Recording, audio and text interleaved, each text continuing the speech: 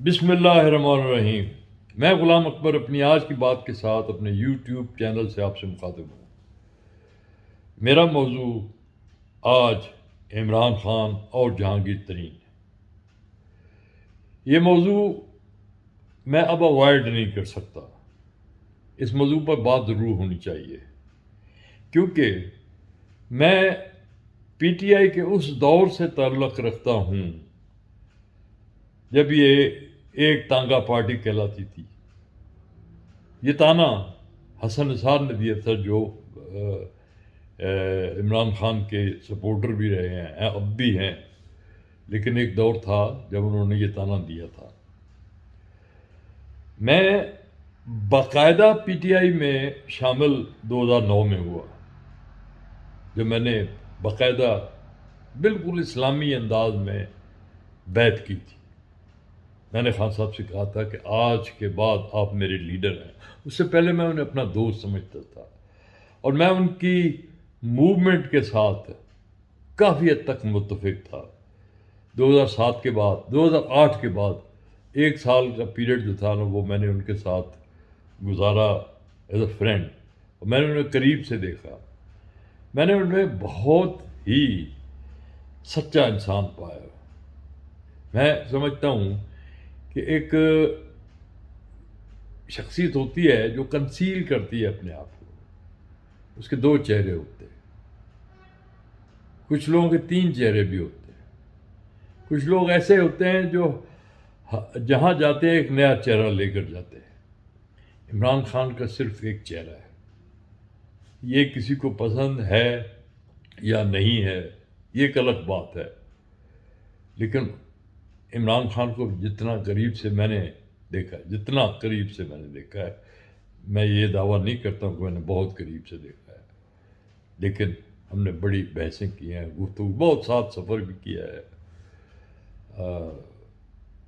میں اس نتیجے پہ پہنچا کہ یہ شخص اپنے مشن کے ساتھ مخلص ہے، وہ جو کہہ رہا ہے وہ کرنا چاہتا ہے۔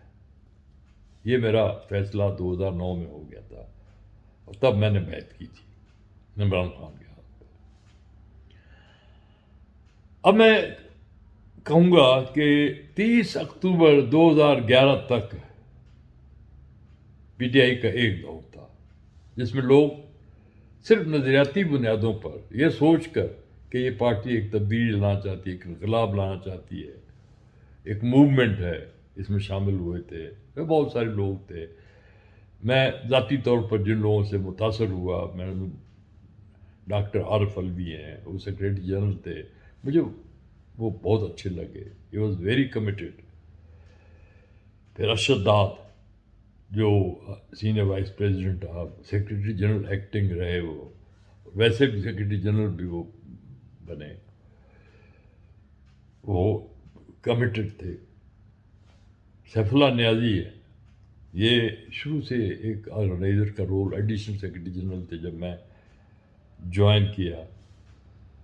ان کے بارے میں میں کہوں گا کہ از اے ویری کمیٹڈ پرسن، لیکن ان میں ایک کمزوری ہے، ان کا ایگو بہت بڑا ہے۔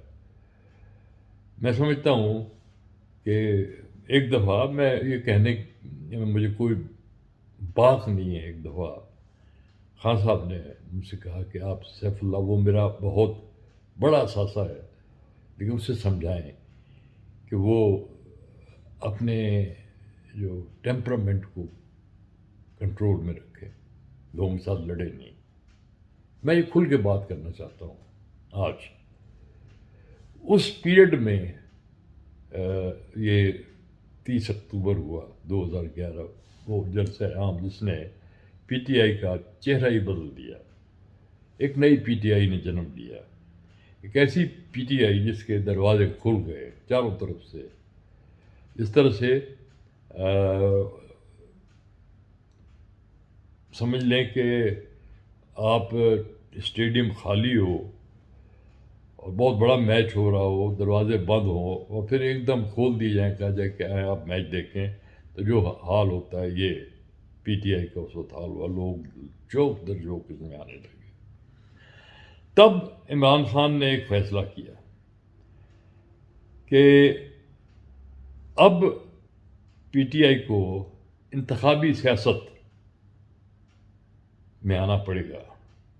ممکن ہی نہیں ہے کہ انتخابات میں کامیابی حاصل کیے بغیر یہ پارٹی کوئی تبدیلی لا سکے، کیونکہ تبدیلی لانے کے لیے حکومت میں آنا ضروری ہے، اور حکومت میں اور کوئی طریقہ آیا ہی نہیں جا سکتا اس نظام میں. یہ پولیٹیکل سسٹم جو ہے، جمہوریت جسے کہتے ہیں، یعنی آدمی نازل بھی نہیں ہو سکتا، یا تو پھر ایک فوج تیار کرے، باہر سے حملہ کرے اور آگ قبضہ کر لے، جیسا ماضی میں ہوتا رہا ہے.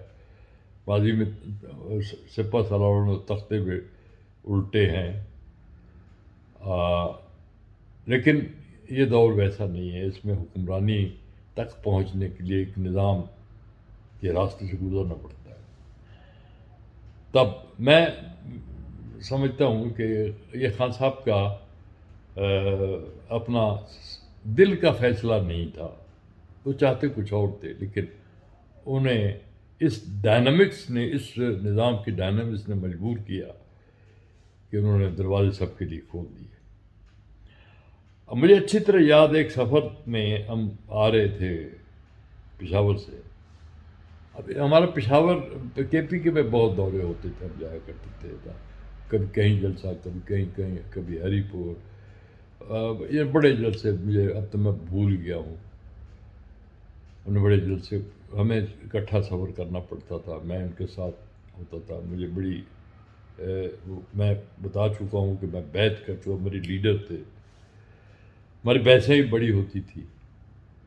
مجھے اچھی طرح یاد ہے کہ میں ہمیشہ سے، یعنی ہمیشہ سے تو نہیں، لیکن ایک خاص پیریڈ سے میں اس بات کا حامی رہا ہوں کہ فوج کا ایک کردار ہونا چاہیے آئین کے اندر حکمرانی میں، کیونکہ پاکستان ایک نیشنل سیکورٹی ہے. یہ بڑا آئیڈیلزم ہے کہ یہاں انتخابات، سول اتھارٹی اور یہ سب بکواس ہے. سول اتھارٹی کا مطلب ہے بیوروکریسی. تو آپ کو بیوروکریسی اگر وردی پہن لے تو وہ بری لگتی ہے، اور جو اگر وہ بغیر وردی کے باؤ بن جائیں تو اچھے لگتے ہیں. ایسا نہیں ہے، ایک نظام بننا چاہیے. امریکہ میں ان ریٹن ہے، پینٹاگون کی بڑی طاقت ہے، پینٹاگون سے باہر حکمرانی نہیں ہو سکتی وہاں بھی. یہ رول ہونا چاہیے، یہ میرا شروع سے رہا ہے. اس معاملے میں خان صاحب شروع میں مجھ سے ایگری نہیں کرتے تھے، لیکن بعد میں انہوں نے ایگری کرنا شروع کیا. انہوں نے مانا کہ ایک قوم ہے، ہمیں اس میں سول اور ملٹری کی تمیز نہیں کرنی چاہیے.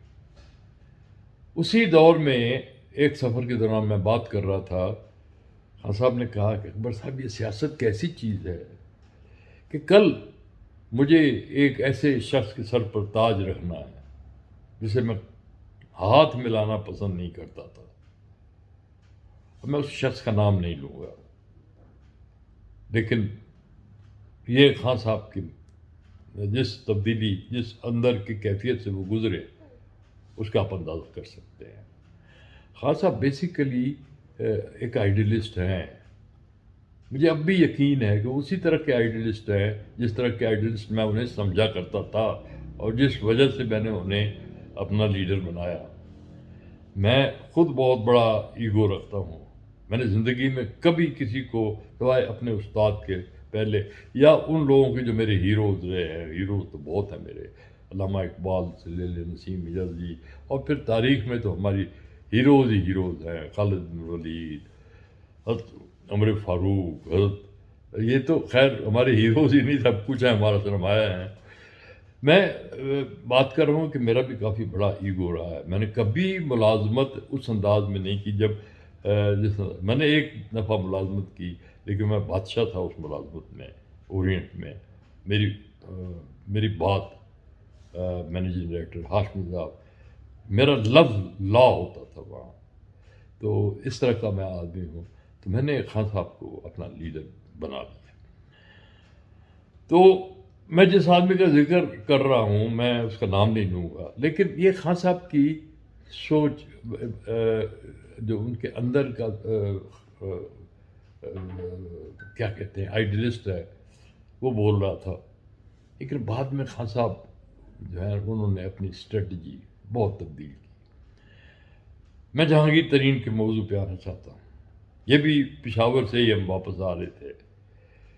کہ جب ہم قریب پہنچے اسلام آباد کے تو انہوں نے کہا کہ مجھے آپ F6 میں انہوں نے ایک ایڈریس دیا وہاں اتار دیں، آپ لوگ جائیں۔ میں میرے ساتھ غالباً عامر کیانی تھے، اور عامر کیانی تو ہوتے ہی تھے ہمارے ساتھ۔ ہم چلے گئے اپنا سیکریٹریٹ، G6 میں ہمارا سیکریٹریٹ تھا، وہاں آپ جائیں اور گاڑی واپس بھیج دیں۔ 2 گھنٹے کے بعد خان صاحب آئے، وہ بہت خوش تھے۔ انہوں نے کہا آج میں سمجھتا ہوں کہ ہماری پارٹی کو ایک اچھا ساتھی مل گیا ہے مجھے۔ جہانگیر ترین نے PTI میں شمولیت اختیار کر لی۔ خان صاحب کو میں اتنا خوش پہلے کبھی نہیں دیکھا تھا۔ خان صاحب نے سچے دل کے ساتھ جہانگیر ترین کو قبول کیا۔ خان صاحب نے جہانگیر ترین پر اپنی تمام تر کیا کہتے ہیں عقیدتیں کہہ لوں گا میں، یا عقیدتیں کہوں گا، کہ وہ بڑا پیار کرتے تھے جہانگیر ترین سے۔ وہ مجھے ایسا لگتا تھا، مجھے اب میں جب سوچتا ہوں تو مجھے بن ہور یاد آتا ہے، اور اس کا مسالہ کے ساتھ جو رشتہ تھا۔ دونوں دوست کزنس تھے، بعد میں ان کے درمیان چیریٹ ریس ہوئی، جو ایک فلم کا موضوع بھی ہے۔ بہرحال میں کہنا یہ چاہ رہا ہوں کہ خان صاحب سچے دل سے جہانگیر ترین کو ایک بہت، ان کے پیسے سے انہیں کوئی دلچسپی نہیں تھی۔ یہ لوگوں نے غلط، یہ ساری بکواس ہے۔ میں جانتا ہوں خان صاحب کو پیسوں کی کمی کبھی نہیں رہی۔ ان پر تو ہزاروں ATM نشاور ہوتے تھے، میں جانتا ہوں، لوگ آیا کرتے تھے، ان کی امیدیں تھیں خان صاحب کے ساتھ۔ خان صاحب اشارہ کرتے تھے تو لوگ اپنے مطلب یہ کہ اپنا سب کچھ تن من دھن پر نشاور کرنے کے لیے تیار تھے۔ میں نے ایسے لوگوں کو دیکھا ہے۔ تو یہ کہنا کہ وہ ATM یہ تھے یا علیم خان ATM تھے، ٹھیک ہے، انہوں نے پارٹی میں جوائن کی۔ پارٹی میں جب ایسے لوگ جوائن کرتے ہیں تو وہ ظاہر ہے ایکسپیکٹ کیا جاتا ہے کہ وہ اس پہ خرچ کریں گے، لیکن میں نہیں سمجھتا کہ جہانگیر ترین نے اتنا پیسہ خرچ کیا پارٹی پر کبھی بھی جتنا کریڈٹ انہیں ملتا ہے۔ نہیں، غلط بات ہے۔ ٹھیک ہے، اگر ان کے پاس ایک جہاز تھا، اس میں سفر کیا ہوگا، تو یہ کوئی بڑی بات نہیں ہے۔ جہانگیر ترین کی صلاحیتوں سے پیار تھا خان صاحب کو۔ خان صاحب سمجھتے تھے کہ یہ آدمی بہت قابل ہے، اتنا بڑا انڈسٹریلسٹ، اور اتنا ٹیکس دیتا ہے، یہ بڑا دیانتدار ہے۔ یہ ان کی سوچ تھی۔ خان صاحب جو ہے نا، جو سوچ لیں تو اس پہ وہ اسے سچ سمجھ لیتے ہیں۔ تو جہانگیر ترین کو انہوں نے ایک بہت سچا انسان سمجھ کے اپنایا تھا۔ میرا 2-3 مرتبہ تعارف بھی کرایا انہوں نے، یہ سوچ کر کہ ہم ساتھ ملے۔ لیکن میں سمجھتا ہوں کہ کچھ لوگ جو ہوتے ہیں وہ جب کوئی بڑے فیصلے، جہانگیر ترین نے جب بھی PTI میں شمولیت کا فیصلہ کیا ہوگا تو انہوں نے اپنا ایک ایجنڈا بنا لیا ہوگا، اس میں کوئی شک ہی نہیں۔ وہ نظریاتی آدمی تو تھے ہی نہیں، اور نہ ہے۔ نظریاتی آدمی سیاست میں بہت کم آئے ہیں۔ عمران خان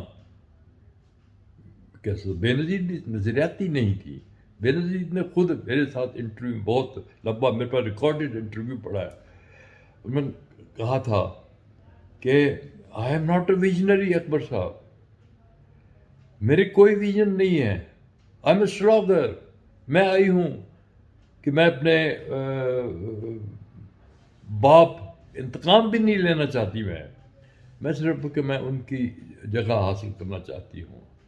میں لوگوں کو بتانا چاہتی ہوں کہ میرا باپ مجرم نہیں تھا۔ یہ اس کی سوچ تھی۔ شی واز اے سلاگر، وہ خود کہتی تھی آئی ایم اے سلاگر۔ تو نظریاتی آدمی ایک ہی آیا، قائد اعظم محمد علی جناح کے بعد، اس کا نام عمران خان ہے۔ میں سمجھتا ہوں کہ عمران خان کو جہانگیر ترین کی ضرورت تھی۔ ایک آدمی کی ضرورت ہوتی ہے، بلکہ زیادہ آدمیوں کی ضرورت ہوتی ہے۔ انہیں جہانگیر ترین ملا خوش ہوئے کہ ان کو ایک سپورٹ مل گئی۔ اور بھی لوگ تھے، شاہ محمود قریشی، جاوید ہاشمی نے بہت مایوس کیا، وہ ان کے ساتھ امیدیں وابستہ کرنا ہی غلط تھا۔ یہ نام تھے صرف. لیکن